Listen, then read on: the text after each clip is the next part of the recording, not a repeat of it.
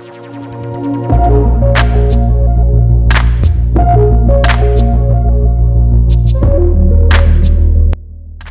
Friends, welcome to the spicy chef. நாம் இன்றைக்கி பார்க்க போகிற ரெசிபி என்னென்னு பார்த்தீங்கன்னா எக் ஃப்ரைட் ரைஸ்.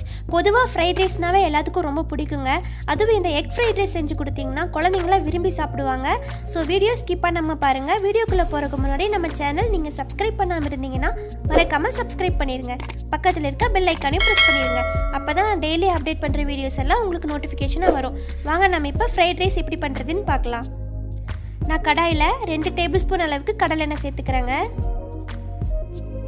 எண்ணெய் சூடானதும் நான் ஒரு பெரிய வெங்காயம் இந்த மாதிரி பொடி பொடியாக கட் பண்ணி வச்சுருக்கேன். அதையும் சேர்த்து எண்ணெயிலே நல்லா வணக்கிக்கலாம்.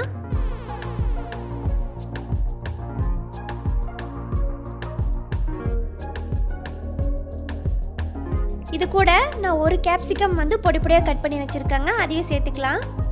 சேர்த்துட்டு எண்ணெயிலே நல்லா வணக்கி விட்டுடலாங்க. இது கூட நான் முட்டைக்கோஸ் பொடி பொடியாக கட் பண்ணி வச்சுருக்கேங்க. அதையும் சேர்த்து நல்லா வணக்கிக்கலாம். இப்போ பாருங்கள், வெங்காயம் கேப்சிகம் எல்லாம் நல்லா வெந்துருச்சு. இப்போ நான் ஒரு பெரிய தக்காளி சின்னதாக கட் பண்ணி வச்சுருக்கேங்க. அதையும் சேர்த்துட்டு கூடவே உப்பு சேர்த்து நல்லா வணக்கி விட்டுடலாம். இந்த ஸ்டேஜில் நம்ம மசாலா பொருட்கள்லாம் ஆட் பண்ணிக்கலாங்க. நான் ஒரு 1/2 spoon garam masala, 1 spoon egg masala, 1 spoon மிளகாய்த்தூள், 1/4 ஸ்பூன் மிளகுத்தூள் சேர்த்துட்டு மசாலா பச்சை வாசம் போகிற வரைக்கும் நல்லா வணக்கி விட்டுறலாங்க. இப்போ பாருங்கள், தக்காளி மசாலாலாம் பச்சை வாசம் போகிற வரைக்கும் நல்லா வணங்கிருச்சுங்க. இந்த ஸ்டேஜில் நான் 1 spoon tomato sauce, 1 spoon soya sauce சேர்த்துக்கிறேங்க. சேர்த்துட்டு நல்லா மிக்ஸ் ஆகிற வரைக்கும் வணக்கி விட்டுக்கலாம்.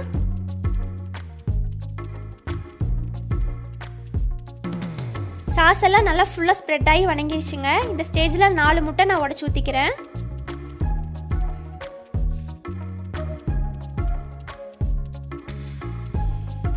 முட்டை உடச்சி ஊற்றிட்டு இந்த மாதிரி லைட்டாக கிளறி விட்டுக்குங்க. ரொம்ப கிளறினீங்கன்னா உங்களுக்கு முட்டையெல்லாம் பொடி பொடியாக ஆகிடும். இந்த மாதிரி லைட்டாக கிளறி விட்டுக்கலாங்க. இப்போ பாருங்கள், முட்டையெல்லாம் நல்லா ஃப்ரை ஆயிடுச்சு. நமக்கு இந்த பக்குவத்தில் தான் இருக்கணுங்க. நான் இந்த ஸ்டேஜில் நான் ரைஸ் ஆட் பண்ணிக்கிறேன். நான் ரைஸ் முன்னாடியே வச்சு ஆற வச்சு எடுத்து வச்சுருந்தேங்க. நான் அது இதில் ஆட் பண்ணிவிட்டு நல்லா மிக்ஸ் பண்ணி விட்டுக்கலாம். பாருங்கள், இந்த மாதிரி லைட்டாக ஃபுல்லாக ஸ்ப்ரெட் பண்ணி விட்டுக்கலாம்.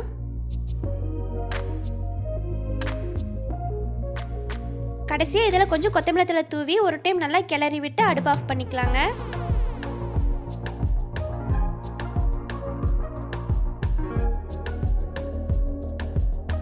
அவ்வளோதாங்க, நமக்கு எக் ஃப்ரைட் ரைஸ் சூப்பராக ரெடி ஆயிடுச்சு. இது குழந்தைங்கள்லேருந்து பெரியவங்க வரைக்கும் எல்லாருமே விரும்பி சாப்பிடுவாங்க. நம்ம சாதம் செஞ்சு எக் கறி எக் மசாலாலாம் செஞ்சு சாப்பிட்றதுக்கு இந்த மாதிரி எக் ஃப்ரைட் ரைஸ் செஞ்சு சாப்பிட்ட மாதிரி இருக்கும். நமக்கு டைமும் சேவ் ஆகும், டேஸ்ட்டாகவும் இருக்கும் சாப்பிட்றதுக்கு. ஸோ நீங்களும் இந்த மாதிரி ரெசிபி உங்கள் வீட்டில் செஞ்சு பாருங்கள். செஞ்சு பார்த்துட்டு எப்படி இருந்துச்சுன்னு கமெண்ட்டில் சொல்லுங்கள். உங்களுக்கு இந்த ரெசிபி பிடிச்சிருந்துச்சுன்னா லைக் பண்ணுங்கள், ஷேர் பண்ணுங்கள், கமெண்ட் பண்ணுங்கள். மறக்காமல் சப்ஸ்கிரைப் பண்ணுங்கள். பக்கத்தில் இருக்க பெல் ஐக்கானையும் ப்ரெஸ் பண்ணுங்கள். தேங்க்ஸ் ஃபார் வாட்சிங்.